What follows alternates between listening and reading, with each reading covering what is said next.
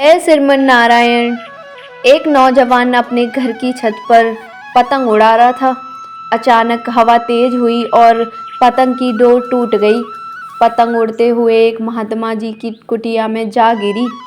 नौजवान कुटिया में पहुंचा और बोला, महात्मा जी, क्या कुटिया में पतंग आई है? महात्मा जी ने कहा, हाँ बेटा, पतंग तो आई है, कुटिया में रखी है, जाकर ले लो।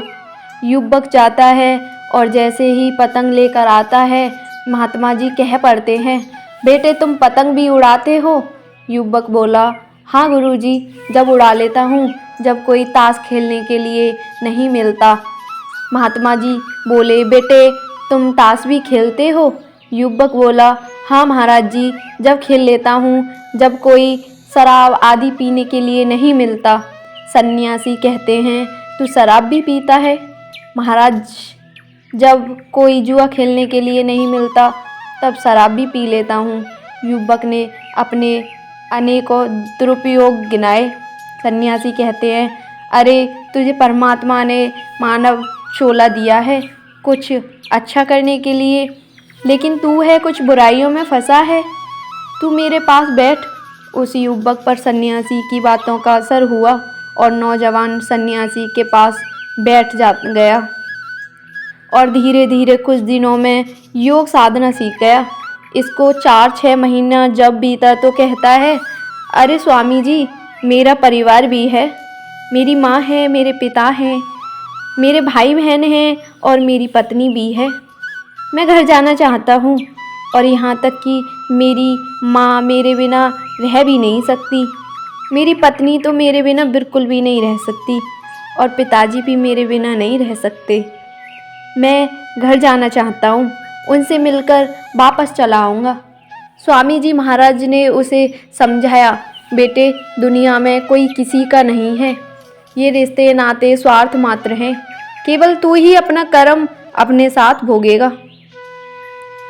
नवयुवक कहता है, ऐसा कैसे हो सकता है स्वामी जी? महाराज कहते हैं, विश्वास नहीं तो परीक्षा करके देख ले।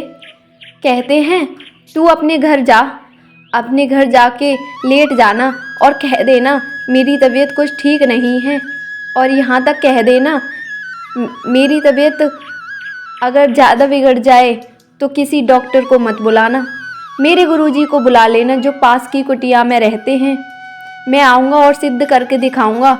नवयुवक ऐसा ही करता है, घर जाता है। माँ बहुत खुश होती है, पत्नी बहुत खुश होती है, पति आया है। माँ कहती है, बेटा भूखा होगा, रोटी खा ले। कहता है, माँ मेरी तबीयत कुछ ठीक नहीं है, मैं सोने जा रहा हूँ और अगर मेरी तबीयत ज़्यादा बिगड़ जाए तो किसी डॉक्टर को मत बुलाना, यहीं पास की कुटिया में मेरे गुरुजी रहते हैं, उन्हें बुला लेना। नवयुवक जाकर लेटता है, उसे प्राणायाम तो आता ही था, सांस खींच लेता है। थोड़ी देर बाद पत्नी जाती है पति को बुलाने के लिए, देखती है कि पति सोया हुआ है तो हाथ पकड़कर उठाती है और जगाने लगती है। पत्नी जैसे ही हाथ छोड़ती है, हाथ झूल जाता है। पत्नी गर्दन इधर उधर करके बुलाती है, गर्दन भी झूल जाती है। पत्नी ज़ोर ज़ोर से चिल्लाती है, अरे माँ देखो इनको क्या हो गया। माँ आती है, पिता आता है, भाई बहन आते हैं, देखते हैं अब प्राण नहीं रहा। सभी लोग रोते हैं, चिल्लाते हैं और सबको दफनाने की तैयारी करते हैं।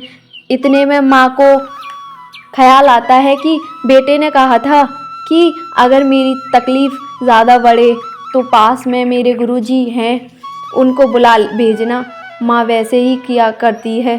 गुरुजी आते हैं और कहते हैं, इनके प्राण अभी भी बचाए जा सकते हैं, लेकिन उसके लिए आप लोगों को एक काम करना पड़ेगा।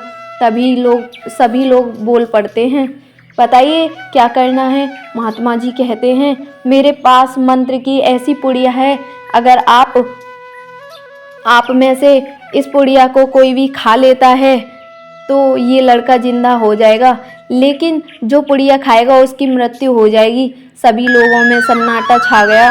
सन्यासी माँ की तरफ बढ़ते हुए कहते हैं, आप ये पुड़िया खा लो, आपका बेटा जिंदा हो जाएगा। माँ कहती है, अभी मेरी उम्र ही क्या है, भगवान ने चाहा तो दूसरा बेटा और हो जाएगा। स्वामी जी पुड़िया लेकर उसके पिता की तरफ बढ़ते हैं और कहते हैं ये पुड़िया खा लो, तुम्हारा बेटा जिंदा हो जाएगा। पिता कहता है स्वामी जी अपने पत्र निकालो, उसमें देखो अगर किसी दूसरे बेटे का योग बन रहा है फिर ऐसी कोई दिक्कत वाली बात नहीं है। स्वामी जी भाई बहन के पास जाते हैं, सभी लोग कोई ना कोई बहाना करके टाल देते हैं। स्वामी जी पड़ोसियों की ओर जाने लगते हैं, पड़ोसी उठकर जाने लगते हैं। तब सन्यासी जी कहते हैं अच्छा आप लोग नहीं खाओगे तो मैं ही ये पुड़िया खा लेता हूँ। सभी लोगों ने कहा हाँ स्वामी जी आप ही खा लो, वैसे भी सन्यासियों का जीवन तो परोपकार के लिए होता है। स्वामी जी पुड़िया खाते हैं और लड़का जीवित हो जाता है और लड़के को बुलाते हैं। लड़का अपने गुरुजी की आवाज़ सुनकर आता है। स्वामी जी कहते हैं बोल बेटे कौन किसका है। उस आदमी को सत्य का ज्ञान हो जाता है और कहता है गुरुजी कोई किसी का नहीं है, इसलिए अपने कामों से जो भी समय बचे उस पर परम पिता परमेश्वर की भक्ति किया करो।